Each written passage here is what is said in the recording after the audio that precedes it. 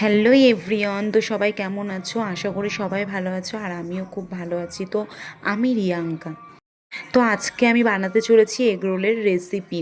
তার জন্য ময়দাটা ভালো করে মেখে নিতে হবে। প্রথমে কিছুক্ষণ ময়দাটা ঢাকা দিয়ে এদিকে রোলের জন্য গাজর, পেঁয়াজ, শসা, কাঁচা লঙ্কা আমি কেটে তৈরি করে রেখে দিলাম। ময়দার দলাগুলো আমার এইদিকের তৈরি হয়ে গেছে। কড়াইতে সামান্য পরিমাণ তেল দিতে হবে, ভালো করে গরম করে নিয়ে রুটিটা কড়াইয়ের মধ্যে দিয়ে দিয়ে সামান্য পরিমাণে হালকা হালকা লাল লাল করে ভেজে নিতে হবে।